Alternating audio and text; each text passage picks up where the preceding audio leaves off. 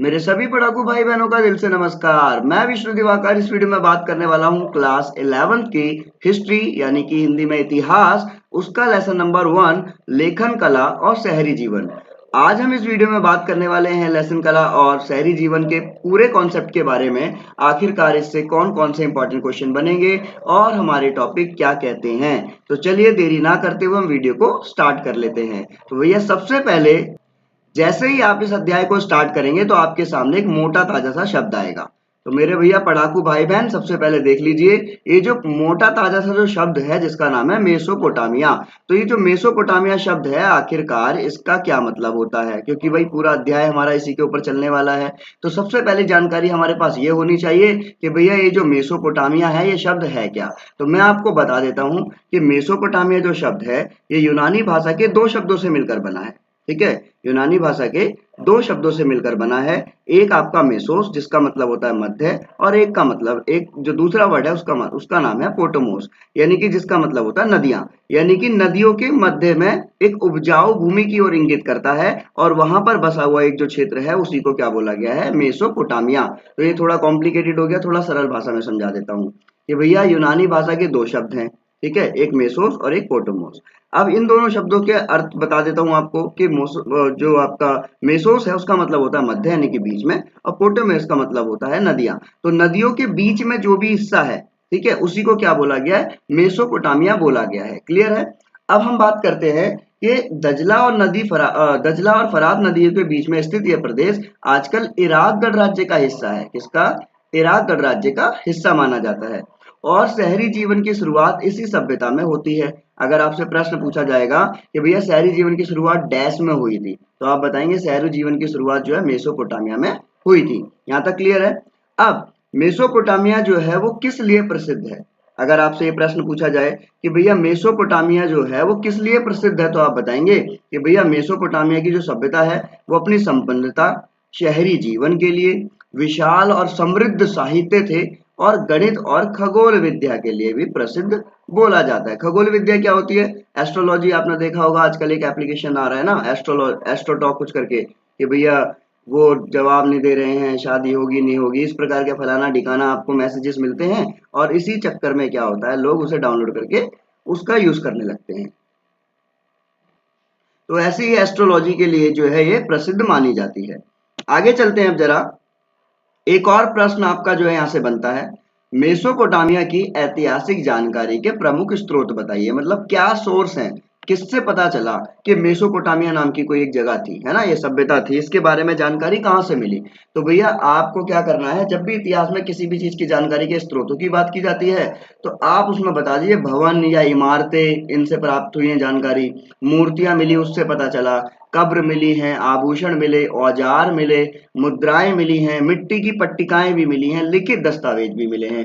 तो ये सारे के सारे पॉइंट आप बता सकते हैं कि इन्हीं सभी पॉइंट्स के वजह से हम बोल सकते हैं कि भैया मेसोपोटामिया की ऐतिहासिक जानकारी हमें प्राप्त हुई है। क्लियर है यहाँ तक? उसके बाद हम चलते हैं, यहाँ से एक और क्वेश्चन बनेगा आपका, मेसोपोटामिया की प्रसिद्ध भाषा कौन सी थी? तो आप ये बताएंगे इस सभ्यता में सबसे पहले सुमेरियन बोली गई, उसके बाद अकद्दी भाषा, और बाद में अरामाइक भाषा बोली जाती थी। तो 1 2 3।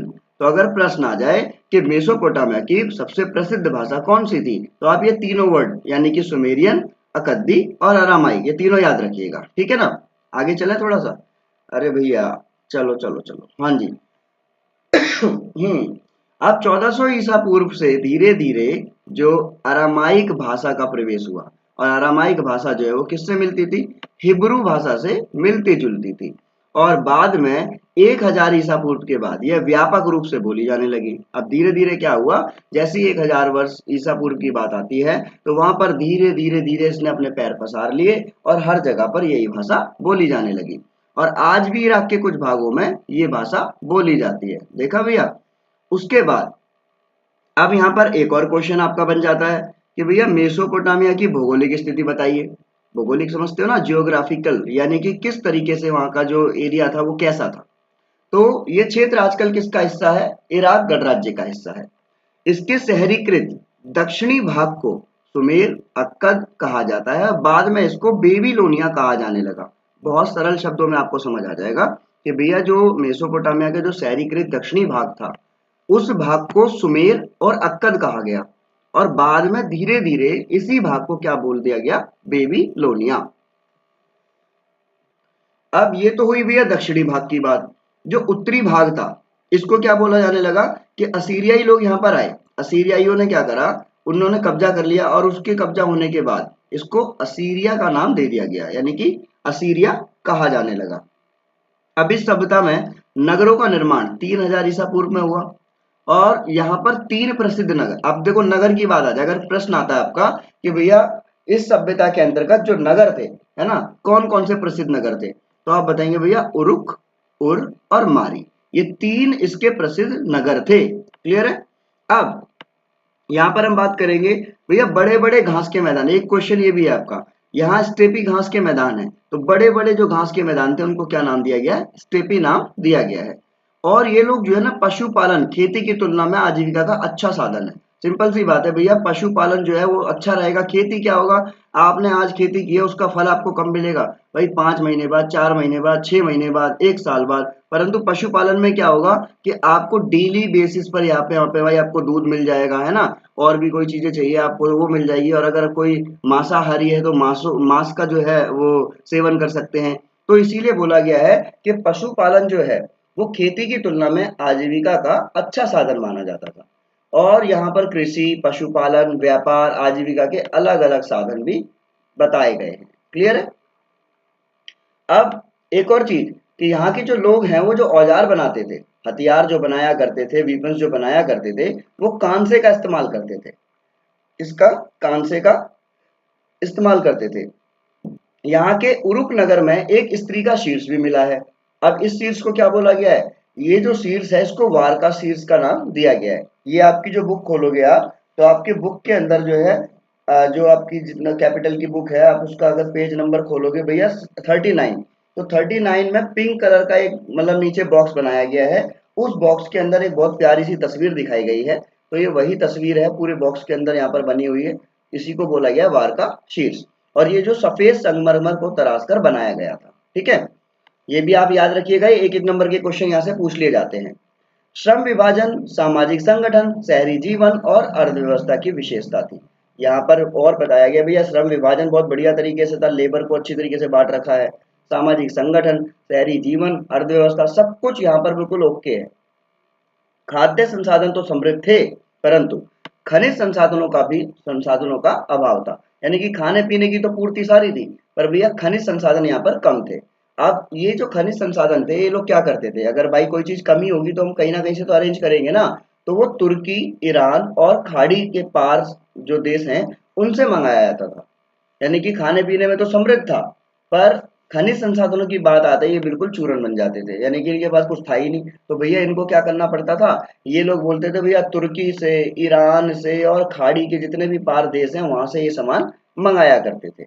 अब यहाँ व्यापार के तो यहाँ व्यापार के लिए परिवहन व्यवस्था अच्छी थी, वाह जी वाह, मतलब आना जाना बहुत बढ़िया तरीके से हो सकता था जल मार्ग द्वारा। तो जल मार्ग मतलब नदियों के द्वारा, और नदियां इसमें बताई गई है जी, फरात नदी व्यापार के लिए विश्व मार्ग के रूप में प्रसिद्ध थी। तो देखो आप स्थल मार्ग से जाएंगे तो महंगा पड़ेगा, वायु मार्ग से जाएंगे तो महंगा पड़ेगा।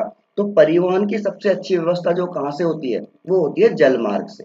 और यहाँ पर जल मार्ग कौन सा जी, फरात नदी वहीं पर थी। तो फरात नदी जो है वो व्यापार के लिए बताया जाता है कि विश्व मार्ग के रूप में प्रसिद्ध मानी जाती थी। ठीक है। अब उसके बाद में बात हुई, चलो यहाँ तक तो हम समझ गए भैया कि यहाँ पर 3 प्रसिद्ध जो है नगरों की बात हुई, उरुक, उर और मारी। उसके बाद में हमने यहाँ पर ये भी देख लिया भैया किस तरीके से ये चीजें सामने आई हैं। पर अब शहरी अर्थव्यवस्था में जब हिसाब किताब लेन देन रखने के लिए यहाँ लेखन कला का विकास हुआ। तो लेखन कला का विकास क्यों हुआ, क्योंकि शहरी अर्थव्यवस्था के अंदर भैया हमें हिसाब किताब भी रखना होगा, लेन देन भी करना होगा।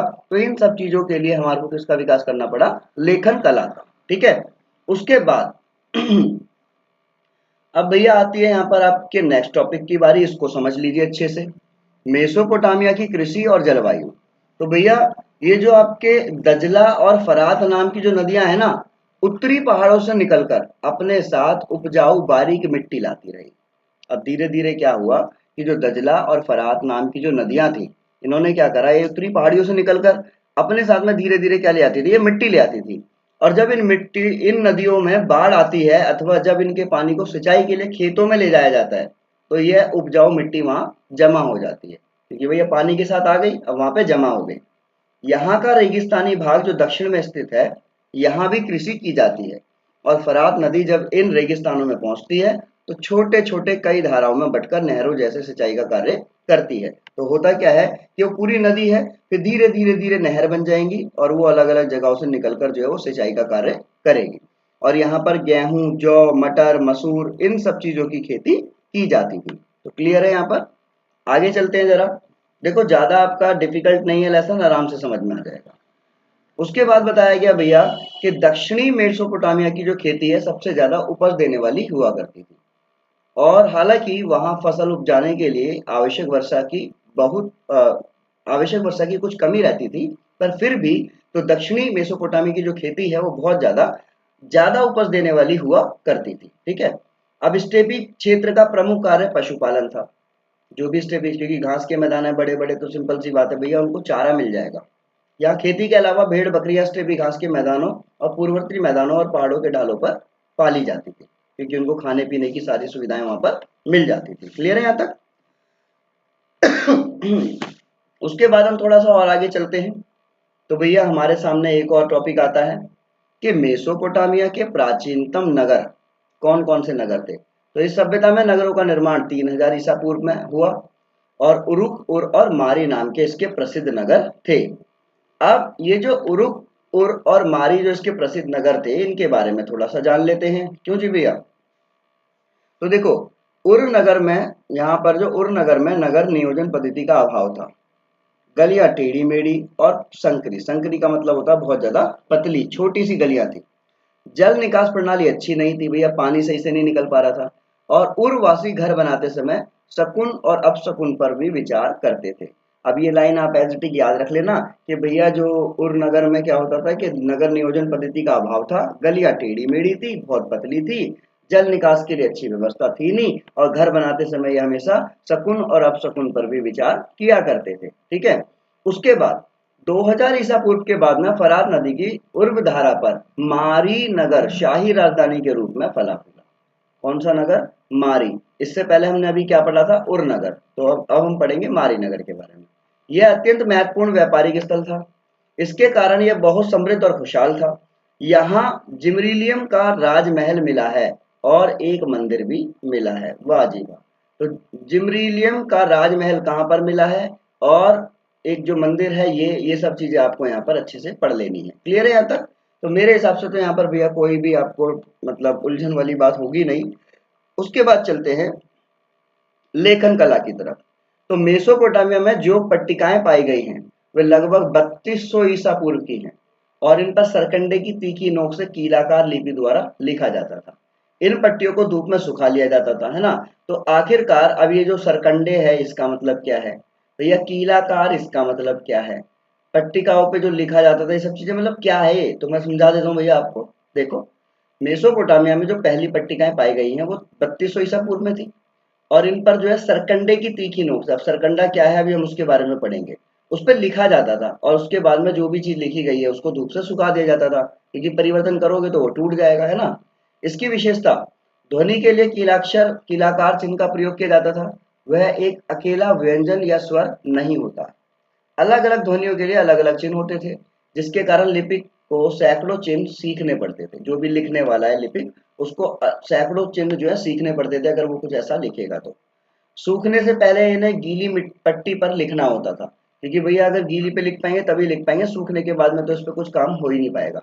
लिखने के लिए कुशल व्यक्ति की आवश्यकता होती थी और इसमें भाषा विशेष की ध्वनियों को एक दृश्य रूप देना होता था। तो भैया किसी भी तरीके से जो बंदा इसको लिखेगा वो क्या होगा, इसमें एक्सपर्ट होगा, तभी वो इस काम को कर पाएगा, अन्यथा वो नहीं कर पाएगा। अब बात आती है भैया जो आपके सामने जो कीलाकार यानी कि जिसको हम क्यूनिफॉर्म का नाम देते हैं, ये क्या है। तो ये एक लातीन शब्द है जिसका अर्थ होता है छोटी और फॉर्मा जिसका अर्थ होता है आकार, यानी कि ये उन दोनों से मिलकर बना है। अब काल गणना की बात करें तो काल गणना और गणित की विद्वतापूर्ण परंपरा दुनिया को मेसोपोटामिया की सबसे बड़ी देन है। आज अगर हम काल गणना की बात करें तो ये किसने दिया है? ये दुनिया को जो है मेसोपोटामिया सभ्यता ने दिया है। इस सभ्यता के लोग गुणा, भाग, वर्गमूल, चक्रवृद्धि, ब्याज आदि से परिचित थे। भैया पहले से ही वेल एजुकेटेड थे, मैथमेटिशियन थे सारे के सारे, सबको पता था कि गुणा भाग क्या होता है, वर्गमूल क्या है, चक्रवृद्धि ब्याज क्या है, सब कुछ जानकारी थी। और इस काल के लिए यहाँ के लोगों ने एक वर्ष का 12 महीनों में, एक महीने का 4 हफ्तों में और एक दिन का 24 घंटे और एक घंटे का 60 मिनट में विभाजन किया था। मतलब सब कुछ जानते हैं, जो आज हम लोग जानते हैं वो सारी जानकारी इनके पास ऑलरेडी मौजूद थी। तो भैया जो मेसोपोटामिया के शहर हैं ये के इनके प्रकार बताइए। तो वे जो मंदिरों के चारों ओर विकसित हुए शहर, और वे जो व्यापार केंद्रों के रूप में विकसित हुए शहर और शाही शहर, 1 2 3। ठीक है, तो पहले शहर कौन से? जो मंदिरों के पास विकसित हुए।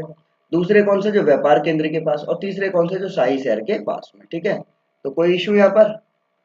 ओके, चलिए आगे चलते हैं फिर अब भैया। तो शहरीकरण या नगरों की बसावट की बात करते हैं। तो शहर और नगर बड़ी संख्या में लोगों के रहने के लिए ही स्थान नहीं होते, बल्कि किसी अर्थव्यवस्था में खाद्य उत्पादन के अतिरिक्त अन्य आर्थिक गतिविधियां विकसित होने लगती है और किसी एक स्थान पर जनसंख्या का घनत्व बढ़ जाता है और इसके फलस्वरूप कस्बे बसने लगते हैं। सिंपल सी बात है, जब नगरीकरण की बसावट की बात करें, शहरीकरण के बसावट की बात करें, ऐसा नहीं होता कि कोई व्यक्ति गया और वहां पे बस गया और उसके बाद में वहां पे वो नगर बन गया, बल्कि धीरे धीरे लोग वहां पर बैठते हैं, अपनी जरूरतों को देखते हैं और जब उनको लगता है कि वहां उनकी जरूरतें पूरी हो रही हैं और धीरे धीरे इसी तरीके से क्या होता है, कस्बे बनना स्टार्ट हो जाते हैं। शहरी अर्थव्यवस्थाओं में खाद्य उत्पादन के अलावा व्यापार की बात करें, उत्पादन की बात करें और अलग अलग तरह की सेवाएं भी यहाँ पर जो है महत्वपूर्ण भूमिका निभाती थी, यानी कि महत्वपूर्ण भूमिका होती है उनकी भी।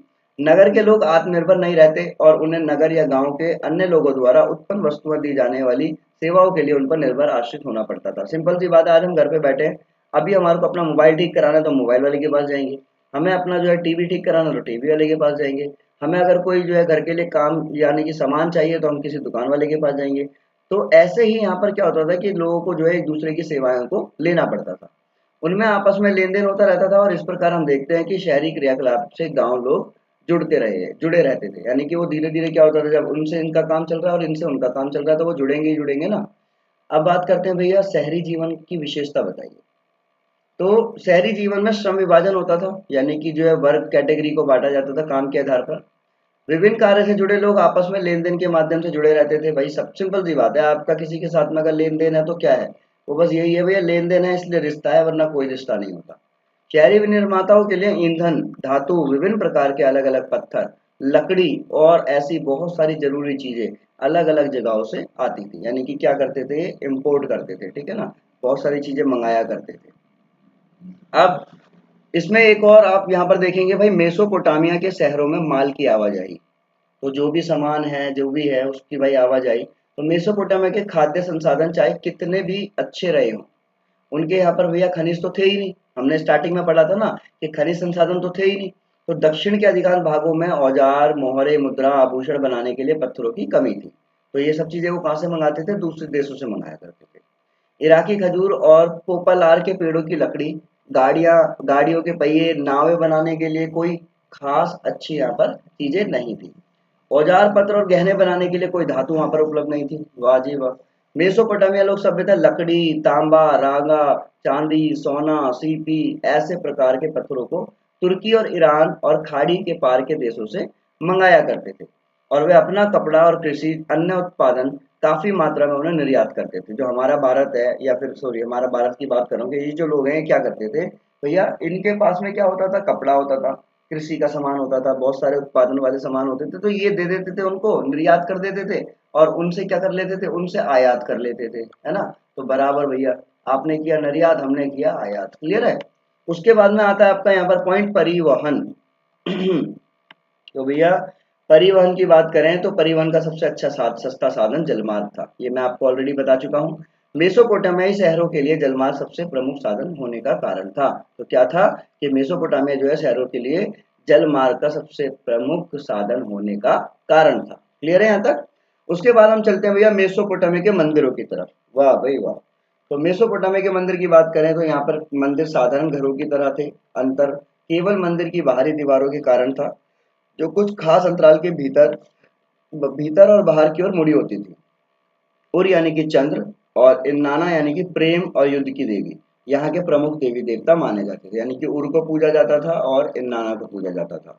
अब ये कच्ची ईंटों का बना हुआ होता था। इन मंदिरों के विभिन्न प्रकार के देवी देवताओं के निवास स्थान थे, जैसे कि उर जो कि चंद्र देवता बोला गया है और इन्नाना जो कि प्रेम व युद्ध की देवी को बोला गया है ना। अब ये मिट्टी मंदिर जो है वो ईंटों के बनाए जाते थे, समय के साथ साथ बड़े होते गए, क्योंकि उनके खुले आंगनों के चारों ओर कई कमरे बने होते थे। बहुत सारी चीजें यहाँ पे प्रारंभिक मंदिर साधारण घरों से अलग और किस्म के नहीं होते थे, क्योंकि मंदिर भी किसी देवता का घर ही होता था। मंदिरों की बाहरी दीवारें कुछ खास अंतराल के बाद भीतर और बाहर की ओर मुड़ी हुई होती थी, और यही मंदिरों की क्या थी, विशेषता थी। यानी कि इसीलिए इसको क्या बोला जाता था कि भाई ये मंदिर है, बिल्कुल नहीं तो दोनों घर की बात करें मंदिर की बात करें तो दोनों बिल्कुल सेम होते थे। उसके बाद में हम बात करते हैं भैया बिल्कुल हमारे सेकंड लास्ट टॉपिक के ऊपर। उसके बाद हमारा ये अध्याय खत्म हो जाएगा भैया। 30 मिनट के अंदर आपको पूरा अध्याय करा दिया मैंने, ठीक है।